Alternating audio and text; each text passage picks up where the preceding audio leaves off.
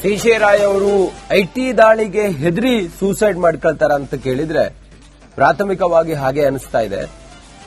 Self suicide ಮಾಡ್ಕೊಂಡಿದ್ದಾರೆ, self ಗುಂಡು ಹಾರಿಸಿಕೊಂಡು ಅವರು ಆತ್ಮಹತ್ಯೆ ಮಾಡಿಕೊಂಡಿದ್ದಾರೆ. ಈಗ ತನಿಖೆ ನಡೀತಾ ಇದೆ. ಸೋಕೋ ತಂಡ ಬಂದಿದೆ. ಕ್ರೈಮ್ ಟೀಮ್ ಸ್ಥಳದಲ್ಲೇ ಬಿಟ್ಟು ಪರಿಶೀಲನೆಯನ್ನು ಮಾಡ್ತಾ ಇದೆ.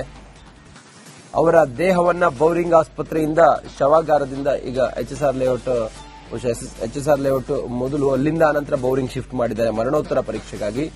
ಯಾವುದೇ ಖಾಸಗಿ ಆಸ್ಪತ್ರೆಯಲ್ಲಿ ಮರಣೋತ್ತರ ಪರೀಕ್ಷೆ ಆಗೋದಿಲ್ಲ, ಅದು ಸರ್ಕಾರಿ ಆಸ್ಪತ್ರೆಯಲ್ಲೇ ಮರಣೋತ್ತರ ಪರೀಕ್ಷೆ ಆಗುತ್ತೆ. ಹಾಗಾಗಿ ಬೌರಿಂಗ್ ಶಿಫ್ಟ್ ಮಾಡಿದ್ದಾರೆ. ಬೌರಿಂಗ್ ಆಸ್ಪತ್ರೆಗೆ ಈಗ ಅವರ ಕುಟುಂಬದವರು ಬಂದಿದ್ದಾರೆ. ಅವರೆಲ್ಲರೂ ದುಬೈನಲ್ಲಿ ನೆಲೆಸಿದವರು ಅನ್ನುವಂತ ಮಾಹಿತಿ ಲಭ್ಯವಾಗಿದೆ. ಉದ್ಯಮಿ ಸಿ.ಜೆ. ರಾಯ್ ಆತ್ಮಹತ್ಯೆ ಪ್ರಕರಣ ಬಿಎನ್ಎಸ್ಎಸ್ 17(4)C ಅಡಿಯಲ್ಲಿ ಪ್ರಕರಣ ದಾಖಲಾಗಿದೆ. ಅನುಮಾನಾಸ್ಪದ ಸಾವು ಸೆಕ್ಷನ್ ಅಡಿಯಲ್ಲಿ ಪ್ರಕರಣ ದಾಖಲಾಗಿದೆ. ಸಿ.ಜೆ. ರಾಯ್ ಸಾವಿಗೆ ನಿಖರ ಕಾರಣ ಏನು ಅಂತ ಹೇಳಿ ತಿಳಿದು ಬಂದಿಲ್ಲ. ಆದ್ದರಿಂದ ಯಾಕೆ ಅನುಮಾನ ಅಂತೇಳಿ ಹೇಳಿದ್ರೆ, ಒಬ್ಬ ದೊಡ್ಡ ಉದ್ಯಮಿ, ಕಾನ್ಫಿಡೆಂಟ್ ಅನ್ನುವಂತ ಅತಿ ದೊಡ್ಡ ಕಂಪನಿಯ ಮಾಲೀಕ ಈ ರೀತಿ ಕೇವಲ ಐಟಿ ದಾಳಿ ಕಾರಣಕ್ಕೆ ಆತ್ಮಹತ್ಯೆ ಮಾಡ್ಕೊಳ್ತಾನಂತ ಕೇಳಿದ್ರೆ ಅನುಮಾನ ಬರೋದು ಸಹಜ. ಹೀಗಾಗಿ ಅನುಮಾನಾಸ್ಪದ ಸಾವು ಅಡಿಯಲ್ಲಿ ಪ್ರಕರಣವನ್ನ ದಾಖಲು ಮಾಡಿಕೊಂಡು ತನಿಖೆಗಿಳಿದಿದ್ದಾರೆ ಪೊಲೀಸರು. ಸಿ.ಜೆ. ಸಾವಿಗೆ ನಿಖರ ಕಾರಣ ಏನು ಅಂತೇಳಿ ತಿಳಿದು ಬರದ ಕಾರಣ ತನಿಖೆಯನ್ನ ಮಾಡ್ತಾ ಇದ್ದಾರೆ. ನಾನಾ ಆಯಾಮಗಳಲ್ಲಿ ತನಿಖೆ ನಡೀತಾ ಇದೆ. ಅಶೋಕ್ ನಗರ ಪೊಲೀಸ್ ಠಾಣೆಯಲ್ಲಿ ಪ್ರಕರಣ ದಾಖಲಾಗಿದೆ. ಪೊಲೀಸರು ಈಗ ಪರಿಶೀಲನೆ ಮಾಡ್ತಾ ಇದ್ದಾರೆ.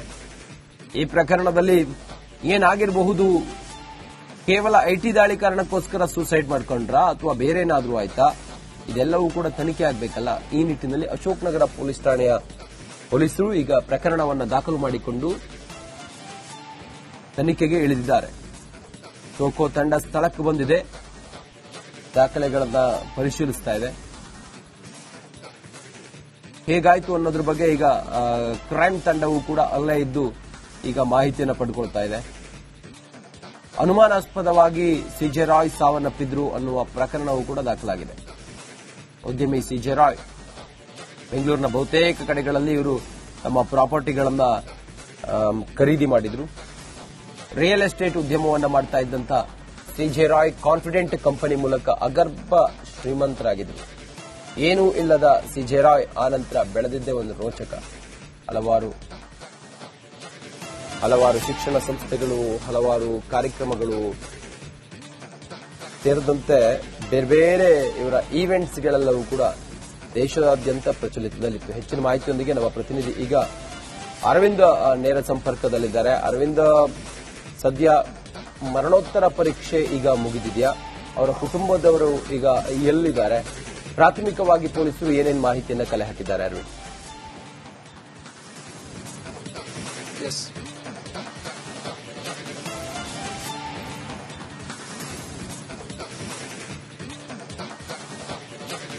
ಎಸ್ ರಂಜಿತ್, ಖಂಡಿತವಾಗಲೂ ಕೂಡ ದೇಶದ ಅತಿ ದೊಡ್ಡ ರಿಯಲ್ ಎಸ್ಟೇಟ್ ಉದ್ಯಮಿ ಅಂತಾನೆ ಹೇಳ್ಬೋದು. ಸಿ.ಜೆ. ರಾಯ್ ಆತ್ಮಹತ್ಯೆ ಪ್ರಕರಣ ಸಂಬಂಧಪಟ್ಟಂತೆ ಈಗಾಗಲೇ ತನಿಖೆ ಕೂಡ ಚುರುಕುಗೊಂಡಿರುವಂತದ್ದು. ಸದ್ಯ ನಾವೀಗ ಬೌರಿಂಗ್ ಆಸ್ಪತ್ರೆಯ ಮರಣೋತ್ತರ ಪರೀಕ್ಷೆಯ ವಾರ್ಡ್ ಏನಿದೆ ಅಲ್ಲಿದ್ದೀವಿ. ಇವತ್ತು ಸರಿಸುಮಾರು ಬೆಳಗಿನ ಜಾವ 4:30ಕ್ಕೆ ದುಬೈನಿಂದ ಸಿ.ಜೆ. ರಾಯ್ ಅವರ ಪತ್ನಿ ಲೀನಾ ರಾಯ್ ಆಗಿರಬಹುದು, ಮಗ ರೋಹಿತ್ ಹಾಗೆ ಮಗಳು ರಿಯಾ ರಾಯ್ ಕೂಡ ಆಗಮಿಸಿದ ನಂತರ ಅವರು ಆ ಒಂದು ಮೃತದೇಹದ ಅಂತಿಮ ದರ್ಶನವನ್ನ ಪಡೆಯುವಂತಹ ಕೆಲಸವನ್ನು ಕೂಡ ಮಾಡಿದ್ದಾರೆ. ಜೊತೆಗೆ ಕೆಲವು ಪ್ರೊಸೀಜರ್ ಇತ್ತು, ಅಂದ್ರೆ ಸಹಿ ಹಾಕಿದ ಬಳಿಕ ಮರಣೋತ್ತರ ಪರೀಕ್ಷೆ ಆಗುತ್ತೆ, ಕುಟುಂಬದವರ ಸಹಿ ಹಾಕಿದ ಬಳಿಕ ಮರಣೋತ್ತರ ಪರೀಕ್ಷೆ ಆಗುತ್ತೆ. ಆ ರೀತಿಯಾದಂತಹ ಒಂದು ಪ್ರಕ್ರಿಯೆಗಳನ್ನ ಈಗಾಗಲೇ ಮಾಡಿರುವಂತದ್ದು. ಆದ್ರೆ ಇಲ್ಲಿಯವರೆಗೂ ನಮಗೆ ಬಂದಂತಹ ಮಾಹಿತಿ ಇವತ್ತು ಅಂದ್ರೆ ಕೋರಮಂಗಲದ ಅಂತಿಮ ದರ್ಶನ ಮಾಡ್ತಾರೆ, ಅಂತಿಮ ವಿಧಿವಿಧಾನ ಆಗುತ್ತೆ, ಅದಾದ ಬಳಿಕ ಅನ್ನುವಂತಹ ಮಾಹಿತಿ ಇತ್ತು. ಆದ್ರೆ ಈಗ ಒಂದು ಅಪ್ಡೇಟ್ ಸಿಗ್ತಾ ಇರುವಂತದ್ದು, ಅಂದ್ರೆ ಇವತ್ತು ಮರಣೋತ್ತರ ಪರೀಕ್ಷೆ ಆದ ಬಳಿಕ, ಇಲ್ಲಿವರೆಗೂ ಕೂಡ ಮರಣೋತ್ತರ ಪರೀಕ್ಷೆ ಆಗಿಲ್ಲ, ಸುಮಾರು 10 ಗಂಟೆಯ ನಂತರ ಮರಣೋತ್ತರ ಪರೀಕ್ಷೆ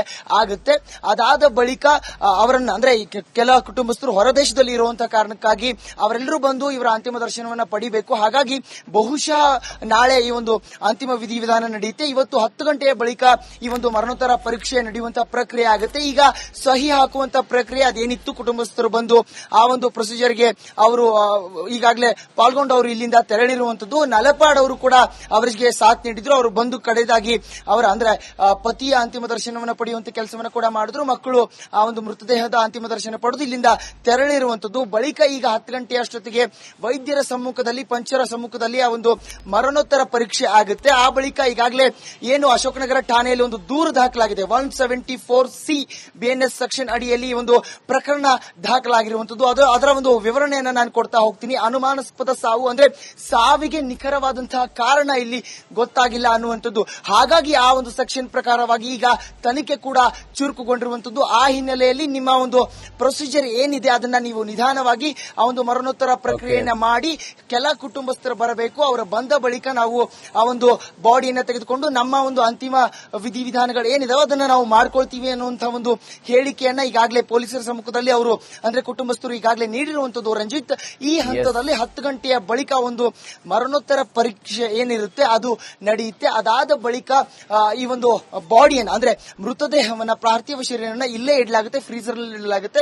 ಕೆಲ ಕುಟುಂಬಸ್ಥರು ಬಂದು ಅಂದ್ರೆ ಇನ್ನು ಕೂಡ ಅವರ ಓರ್ವ ಸಹೋದರ ಇನ್ನೊಬ್ರು ಬರಬೇಕಾಗಿದೆ. ಅವರು ಹೊರದೇಶದಲ್ಲಿ ಇರುವಂತ ಕಾರಣದಿಂದ ಅವರ ಬಂದ ಬಳಿಕ ಅದಾದ ಬಳಿಕ ಆ ಒಂದು ಪಾರ್ಥಿವ ಶರೀರದಿಂದ ಇಲ್ಲಿಂದ ತೆಗೆದುಕೊಂಡು ಹೋಗ್ತಾರೆ. ಆ ಬಳಿಕ ನಾಳೆ ಬಹುಶಃ ಅರವಿಂದ್ ಮತ್ತೆ ಸಂಪರ್ಕ ಮಾಡುತ್ತೆ ಅಂದ್ರೆ ಕೋರಮಂಗಲದಲ್ಲಿ ಅಂತಿಮ ದರ್ಶನ ಮಾಡ್ತಾರೆ, ಅಂತಿಮ ವಿಧಿವಿಧಾನ ಆಗುತ್ತೆ ಅದಾದ ಬಳಿಕ ಅನ್ನುವಂತಹ ಮಾಹಿತಿ ಇತ್ತು. ಆದ್ರೆ ಈಗ ಒಂದು ಅಪ್ಡೇಟ್ ಸಿಗ್ತಾ ಇರುವಂತದ್ದು ಅಂದ್ರೆ ಇವತ್ತು ಮರಣೋತ್ತರ ಪರೀಕ್ಷೆ ಆದ ಬಳಿಕ ಇಲ್ಲಿವರೆಗೂ ಕೂಡ ಮರಣೋತ್ತರ ಪರೀಕ್ಷೆ ಆಗಿಲ್ಲ. ಸುಮಾರು 10 ಗಂಟೆಯ ನಂತರ ಮರಣೋತ್ತರ ಪರೀಕ್ಷೆ ಆಗುತ್ತೆ. ಅದಾದ ಬಳಿಕ ಅವರನ್ನ ಅಂದ್ರೆ ಕೆಲ ಕುಟುಂಬಸ್ಥರು ಹೊರದೇಶದಲ್ಲಿ ಇರುವಂತಹ ಕಾರಣಕ್ಕಾಗಿ ಅವರೆಲ್ಲರೂ ಬಂದು ಇವರ ಅಂತಿಮ ದರ್ಶನವನ್ನ ಪಡಿಬೇಕು. ಹಾಗಾಗಿ ಬಹುಶಃ ನಾಳೆ ಈ ಒಂದು ಅಂತಿಮ ವಿಧಿವಿಧಾನ ನಡೆಯುತ್ತೆ. ಇವತ್ತು 10 ಗಂಟೆಯ ಬಳಿಕ ಈ ಒಂದು ಮರಣೋತ್ತರ ಪರೀಕ್ಷೆ ನಡೆಯುವಂತಹ ಪ್ರಕ್ರಿಯೆ ಆಗುತ್ತೆ. ಈಗ ಸಹಿ ಹಾಕುವಂತಹ ಪ್ರಕ್ರಿಯೆ ಅದೇನಿತ್ತು ಕುಟುಂಬಸ್ಥರು ಬಂದು ಆ ಒಂದು ಪ್ರೊಸೀಜರ್ಗೆ ಅವರು ಈಗಾಗಲೇ ಪಾಲ್ಗೊಂಡು ಅವರು ಇಲ್ಲಿಂದ ತೆರಳಿರುವಂತದ್ದು. ನಲಪಾಡ್ ಅವರು ಕೂಡ ಅವರಿಗೆ ಸಾಥ್ ನೀಡಿದ್ರು. ಅವರು ಬಂದು ಕಡೆದಾಗಿ ಅವರ ಅಂದ್ರೆ ಪತಿಯ ಅಂತಿಮ ದರ್ಶನವನ್ನು ಪಡೆಯುವಂತ ಕೆಲಸವನ್ನು ಕೂಡ ಮಾಡಿದ್ರು. ಮಕ್ಕಳು ಆ ಒಂದು ಮೃತದೇಹದ ಅಂತಿಮ ದರ್ಶನ ಪಡೆದು ಇಲ್ಲಿಂದ ತೆರಳಿರುವಂತದ್ದು. ಬಳಿಕ ಈಗ 10 ಗಂಟೆಯಷ್ಟೊತ್ತಿಗೆ ವೈದ್ಯರ ಸಮ್ಮುಖದಲ್ಲಿ ಪಂಚರ ಸಮ್ಮುಖದಲ್ಲಿ ಆ ಒಂದು ಮರಣೋತ್ತರ ಪರೀಕ್ಷೆ ಆಗುತ್ತೆ. ಆ ಬಳಿಕ ಈಗಾಗಲೇ ಏನು ಅಶೋಕನಗರ ಠಾಣೆಯಲ್ಲಿ ಒಂದು ದೂರು ದಾಖಲಾಗಿದೆ 174C BNS ಸೆಕ್ಷನ್ ಅಡಿಯಲ್ಲಿ ಒಂದು ಪ್ರಕರಣ ದಾಖಲಾಗಿರುವಂತದ್ದು. ಅದರ ಒಂದು ವಿವರಣೆಯನ್ನ ನಾನು ಕೊಡ್ತಾ ಹೋಗ್ತೀನಿ. ಅನುಮಾನಾಸ್ಪದ ಸಾವು ಅಂದ್ರೆ ಸಾವಿಗೆ ನಿಖರವಾದಂತಹ ಕಾರಣ ಇಲ್ಲಿ ಗೊತ್ತಾಗಿಲ್ಲ ಅನ್ನುವಂಥದ್ದು. ಹಾಗಾಗಿ ಆ ಒಂದು ಸೆಕ್ಷನ್ ಪ್ರಕಾರವಾಗಿ ಈಗ ತನಿಖೆ ಕೂಡ ಚುರುಕುಗೊಂಡಿರುವಂತದ್ದು. ಆ ಹಿನ್ನೆಲೆಯಲ್ಲಿ ನಿಮ್ಮ ಒಂದು ಪ್ರೊಸೀಜರ್ ಏನಿದೆ ಅದನ್ನ ನೀವು ನಿಧಾನವಾಗಿ ಆ ಒಂದು ಮರಣೋತ್ತರ ಪ್ರಕ್ರಿಯೆಯನ್ನ ಮಾಡಿ ಕೆಲ ಕುಟುಂಬಸ್ಥರು ಬರಬೇಕು. ಅವರ ಬಂದ ಬಳಿಕ ನಾವು ಆ ಒಂದು ಬಾಡಿಯನ್ನ ತೆಗೆದುಕೊಂಡು ನಮ್ಮ ಒಂದು ಅಂತಿಮ ವಿಧಿವಿಧಾನಗಳು ಏನಿದಾವೆ ಅದನ್ನ ನಾವು ಮಾಡ್ಕೊಳ್ತೀವಿ ಅನ್ನುವಂತಹ ಒಂದು ಹೇಳಿಕೆಯನ್ನ ಈಗಾಗಲೇ ಪೊಲೀಸರ ಸಮ್ಮುಖದಲ್ಲಿ ಅವರು ಅಂದ್ರೆ ಕುಟುಂಬಸ್ಥರು ಈಗಾಗಲೇ ನೀಡಿರುವಂತದ್ದು. ರಂಜಿತ್, ಈ ಹಂತದಲ್ಲಿ 10 ಗಂಟೆಯ ಬಳಿಕ ಒಂದು ಮರಣೋತ್ತರ ಪರೀಕ್ಷೆ ಏನಿರುತ್ತೆ ಅದು ನಡೆಯುತ್ತೆ. ಅದಾದ ಬಳಿಕ ಈ ಒಂದು ಬಾಡಿಯನ್ನ ಅಂದ್ರೆ ಮೃತದೇಹವನ್ನ ಪಾರ್ಥಿವ ಶರೀರವನ್ನ ಇಲ್ಲೇ ಇಡಲಾಗುತ್ತೆ, ಫ್ರೀಜರ್ ಅಲ್ಲಿ ಇಡಲಾಗುತ್ತೆ. ಕೆಲ ಕುಟುಂಬಸ್ಥರು ಬಂದು ಅಂದ್ರೆ ಇನ್ನು ಕೂಡ ಅವರ ಓರ್ವ ಸಹೋದರ ಇನ್ನೊಬ್ರು ಬರಬೇಕಾಗಿದೆ. ಅವರು ಹೊರದೇಶದಲ್ಲಿ ಇರುವಂತ ಕಾರಣದಿಂದ ಅವರ ಬಂದ ಬಳಿಕ ಅದಾದ ಬಳಿಕ ಆ ಒಂದು ಪಾರ್ಥಿವ ಶರೀರದಿಂದ ಇಲ್ಲಿಂದ ತೆಗೆದುಕೊಂಡು ಹೋಗ್ತಾರೆ. ಆ ಬಳಿಕ ನಾಳೆ ಬಹುಶಃ ಅರವಿಂದ್ ಮತ್ತೆ ಸಂಪರ್ಕ